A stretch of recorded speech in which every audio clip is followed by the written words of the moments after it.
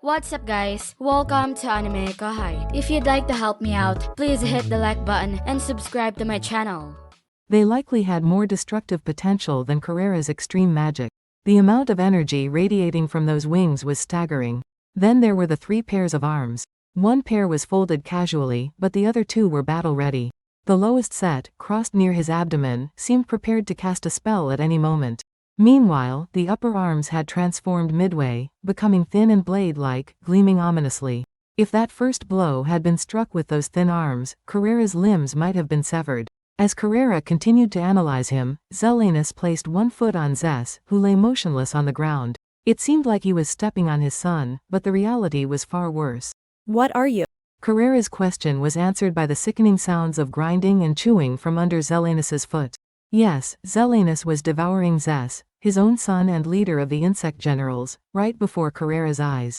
This guy was boasting about becoming the next god of creation. Were you planning to use him as a pawn from the start? Carrera asked, her eyes narrowing. Ridiculous. Zelanus laughed. My successor must be the strongest, stronger even than me. There's no way someone weaker than I am could ever become the god of creation. And then, Zelanus suddenly acted. With the mouth that had appeared on the sole of his foot, he finished consuming Zess. He absorbed Zess's knowledge and experience, taking his power for himself. As a result, Zelanus's speech became smooth, devoid of any accent. And his power.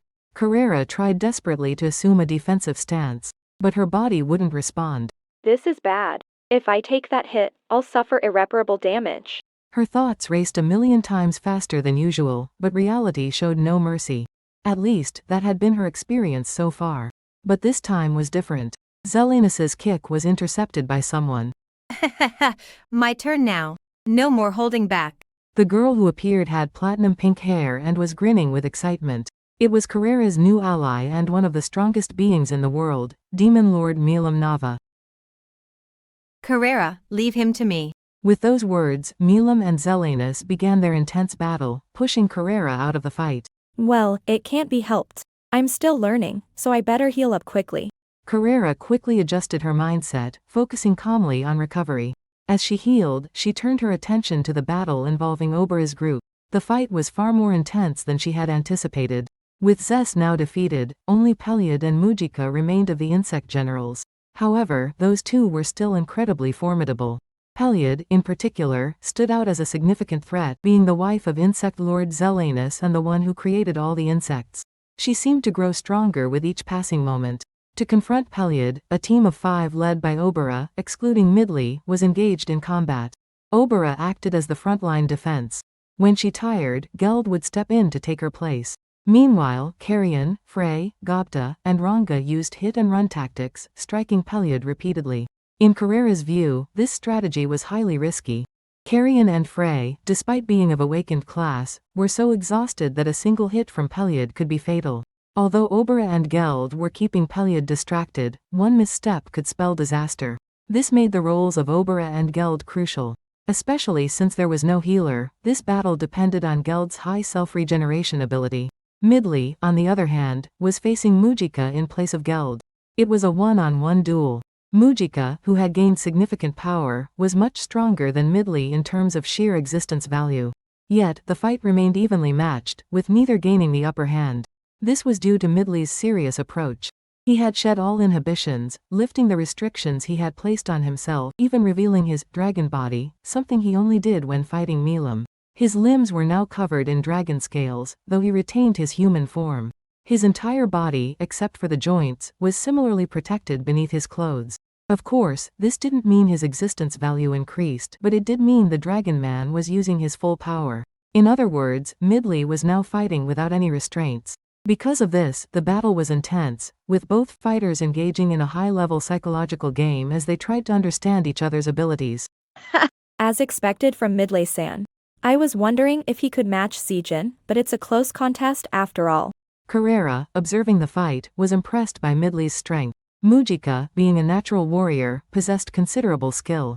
Otherwise, he would have been defeated by Geld long ago. His existence value had multiplied several times even though he had previously been on par with Geld before the reinforcement. Compared to Midley, Mujika's value was more than 3 times greater, highlighting the vast difference between them.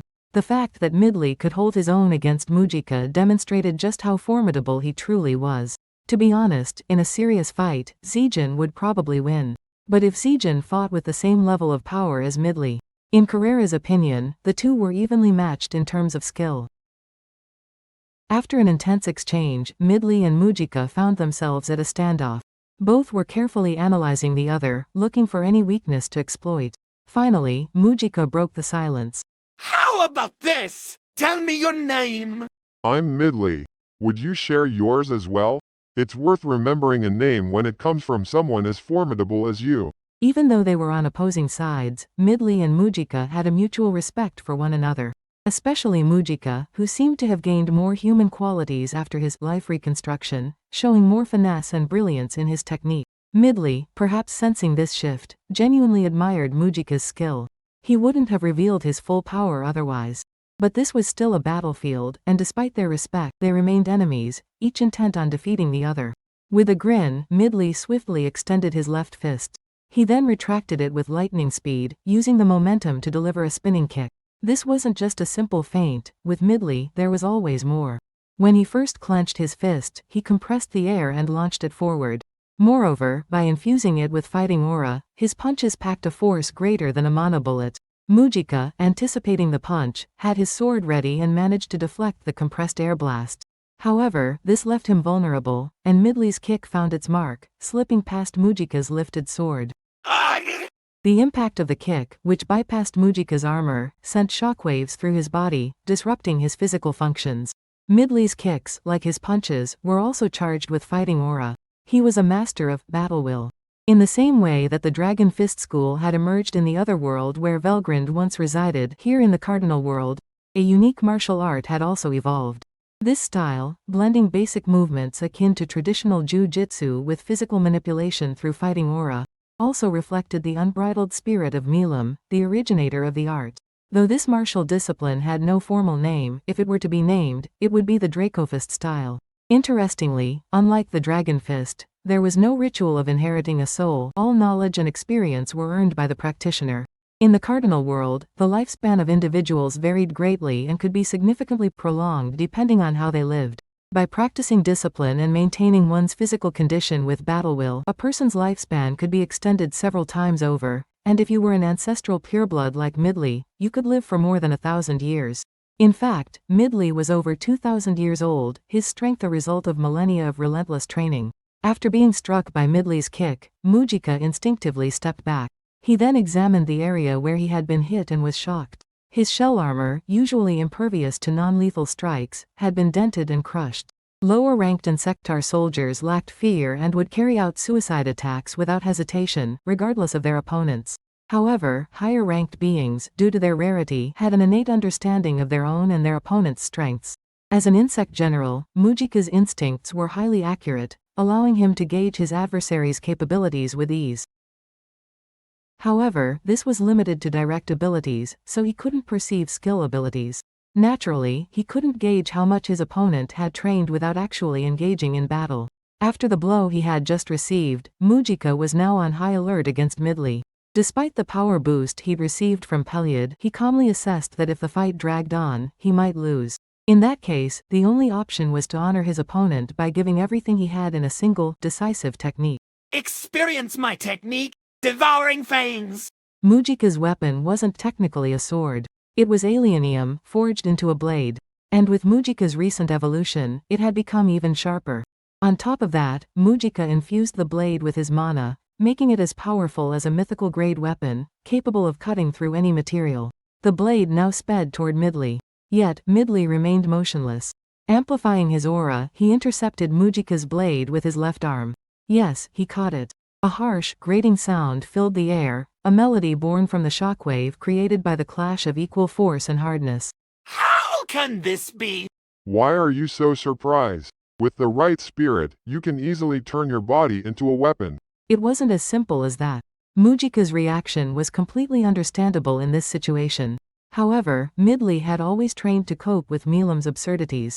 He had no idea that his logic was insane to ordinary people and never doubted that it was normal. Of course, this wasn't something that could be done with mere willpower.